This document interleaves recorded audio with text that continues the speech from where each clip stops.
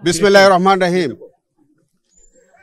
আমরা সবার আগে মহান আল্লাহর কাছে আমরা শুকরিয়া আদায় করি। আপনারা জানেন যে আজকে কেরানীগঞ্জের এই বিশেষ আদালতে বিডিআর হত্যাকাণ্ডের বিষয়ে বিস্ফোরক মামলাটি আজকে প্রথমবারের মতো এই আদালতের বিচার কার্য শুরু হলো। আজকে একজন সাক্ষী মেজর ইউসুফ ইকবাল, তিনি 284তম সাক্ষী আজকে আদালতে তিনি সাক্ষী দিয়েছেন। আমরা আসামিদের পক্ষে তাকে আমরা জেরা করেছি। আপনারা জানেন যে এই মামলাটি হচ্ছে বিস্ফোরক দ্রব্য আইনের মামলা। এর আগে পিলখানা হত্যাকাণ্ড সম্পর্কে আগে একটি দায়েরা মামলা বকশীবাজার আলিয়া মাদ্রাসা মাঠে হয়েছিল। সেই মামলাটি 2013 সালে রায় হয়। তার বিরুদ্ধে মহামান্য হাইকোর্ট বিভাগে আমরা যারা সাজাপ্রাপ্ত ছিল আপিল করেছিলাম। মহামান্য হাইকোর্টের পরে আমরা যারা সাজা বহাল থাকে তাদের বিরুদ্ধে আমরা মহামান্য সুপ্রিম কোর্টে আপিল করেছি। মহামান্য সুপ্রিম কোর্টে এই আপিলগুলো এখনও শুনানির অপেক্ষায় আছে। আর বিস্ফোরক যে মামলাটি, তৎকালীন প্রসিকিউশন তারা ইচ্ছাকৃতভাবে এই মামলার বিচার কার্য বন্ধ রাখে, তারা সাক্ষ্য দিচ্ছিল না এবং পরবর্তীতে এই মামলাটি অনেক দেরিতে তারা বিচার কার্য শুরু করে।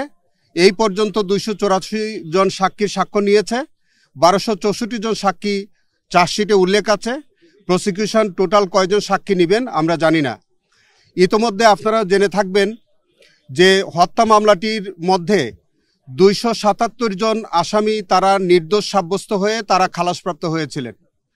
256 জন তারা হত্যার অভিযোগ প্রমাণিত হয় নাই, তাদের বিরুদ্ধে শুধুমাত্র 10 বছরের সাজা হয়েছিল 380 ধারায়। তো এই 256 জন এবং 277 জন আসামি, তাদের মধ্যে 30 জন আসামির বিরুদ্ধে সরকার পক্ষে একটা আপিল ফাইল করেছিল মহামান্য হাইকোর্ট বিভাগে। সেখানে 19 জনের মতো তাদের নতুন করে সাজা হয়, যার পরিপ্রেক্ষিতে 277 জন যারা খালাসপ্রাপ্ত হয়েছিল, এখন প্রায় 250 জনের অধিক মানুষ তারা নিচের কোর্টে এবং হাইকোর্টে মিলিয়ে তারা খালাসপ্রাপ্ত আছেন। এবং যে 256 জন যাদের 10 বছরের সাজা হয়েছিল, সেই লোকগুলোর সাজা 2010 সাল থেকে আজকে 2025 সাল, তাদের 10 বছরের সাজা ইতোমধ্যে সার্ভড আউট হয়ে গেছে, যার কারণে তাদেরও আর কোনো সাজা বিদ্যমান নাই। ফলে টোটাল আসামি এখন মুক্তির অপেক্ষায় ছিল বা তারা জামিনের জন্য হকদার ছিল প্রায় 500-র উপরে। আজকে আমরা মাননীয় আদালতে এই আসামিদের পক্ষে সবার পক্ষে আমরা জামিনের আবেদন করেছিলাম। মাননীয় আদালত আজকে সব কিছু বিচার বিশ্লেষণ করে তিনি একটি অপিনিয়ন ব্যক্ত করেছেন। তিনি বলেছেন যে যারা নিম্ন আদালত থেকে প্রথমে হত্যা মামলায় যারা নিম্ন আদালত থেকে তারা খালাস পেয়েছিল এবং যাদের বিরুদ্ধে সরকার কোনো আপিল করে নাই, এই রকম যারা আছে তাদের সংখ্যাটা হচ্ছে প্রায় 250-র উপরে বা 250। সেই 250 মানুষ তাদেরকে আজকে মাননীয় আদালত জামিনে মুক্তি দিয়েছেন এবং তিনি মাননীয় আদালত আমাদেরকে নির্দেশ দিয়েছেন যে 250 মানুষ এখন জামিন পেল, তাদের জামিন নামাটা আমরা 2 দিন পরে দাখিল করব।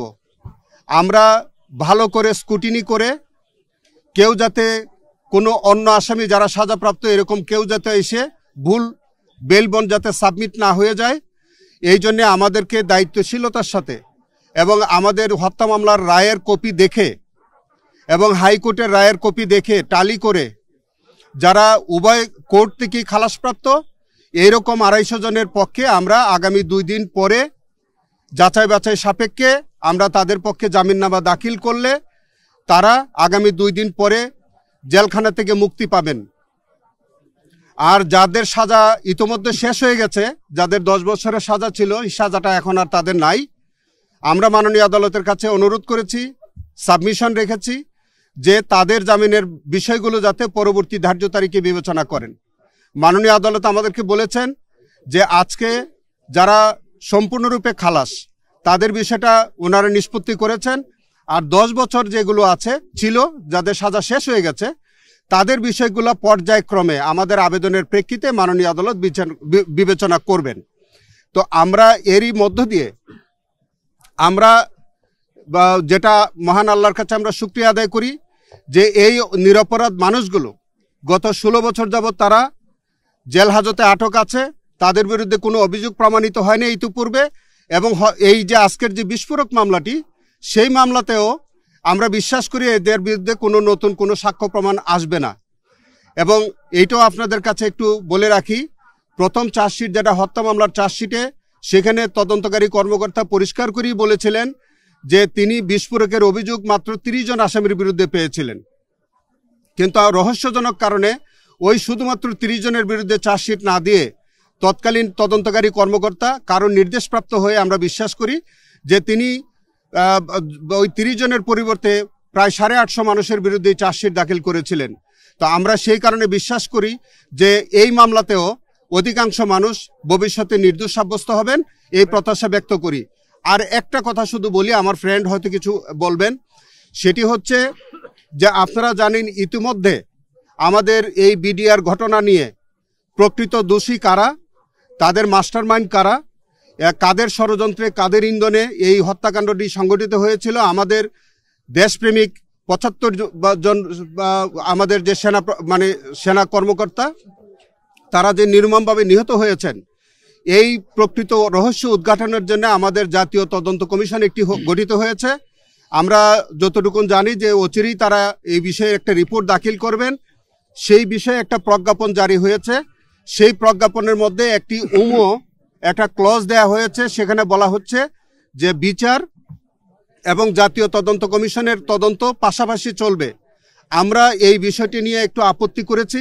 আমরা মাননীয় আদালতের কাছে হয়তো আগামীতে একটা দরখাস্ত দিব যে এই যে প্রভিশনটা রাখা হচ্ছে, একদিকে তদন্ত হবে একদিকে বিচার হবে, এতে আমরা বিশ্বাস করি, মনে করি যে এতে করে একটা বিচারে কনফ্লিক্টিং একটা সিদ্ধান্ত হয়ে যাবে। এই কনফ্লিক্টিং সিদ্ধান্ত আমাদের ফৌজদারি বিচার ব্যবস্থায় কোনোভাবেই গ্রহণযোগ্য নয়। সেই কারণে ওই প্রজ্ঞাপনটা সংশোধন করতে হবে, অথবা সেই প্রজ্ঞাপনটা আমরা আদালতে আমরা হয়তো এটা চ্যালেঞ্জ করার একটা সুযোগ আছে। তো আপাতত আপনাদের কাছে আমাদের এই বক্তব্য, সেটা হচ্ছে যে আজকে আমরা 250 জন মানুষ এই মামলা থেকে জামিনে মুক্তি পেয়েছে, এবং আগামী 2-3 দিনের মধ্যে তারা জেলখানা থেকে এই মানুষগুলো মুক্তি পাবেন আমরা আশা করি। ধন্যবাদ আপনাদের।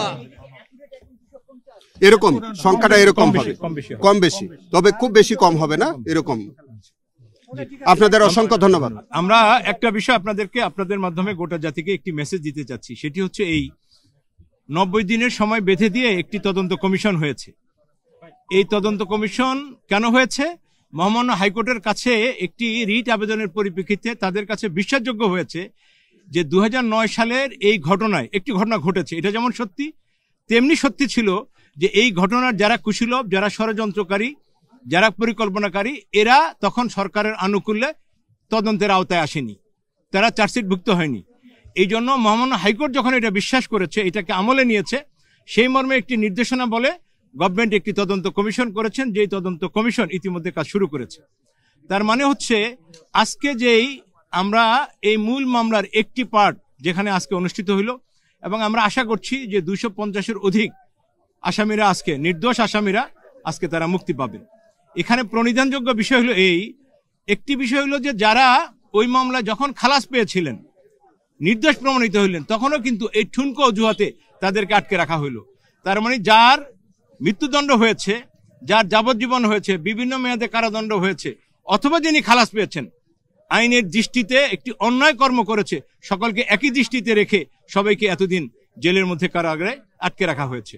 আজকে আমরা এই ন্যায় বিচারটা হয়েছে এই জন্য খুশি যে আজকে আংশিকভাবে হইল ন্যায় বিচার প্রতিষ্ঠিত হয়েছে, এবং আমরা আশা করছি এই নির্দোষ মানুষগুলোর জামিনে মুক্তির আজকে যে ডোর ওপেন হলো, আমরা আশা করছি পর্যায়ক্রমিকভাবে ভিন্ন ভিন্ন আদালত থেকে, কনসার্ন জুরিসডিকশন থেকে সকল আসামিরা, কারণ এই জাতি বিশ্বাস করে, মহামান্য হাইকোর্ট বিশ্বাস করেছে, এবং এই সরকার বিশ্বাস করে তদন্ত কমিশন নতুন গঠন করার মাধ্যমে এটা প্রমাণিত হয়েছে যে আগে সঠিক তদন্ত হয়নি, সঠিক ন্যায় বিচার হয়নি, এবং একটি ভুল রায় হয়েছে।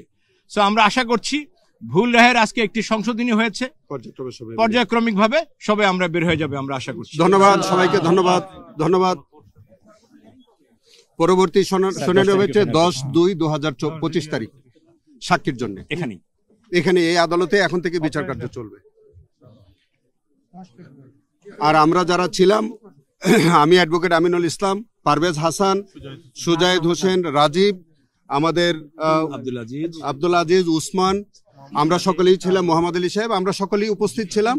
এবং এই মামলার মধ্যে আমরা গত 2010 সাল থেকে অক্লান্ত পরিশ্রম করে যাচ্ছি।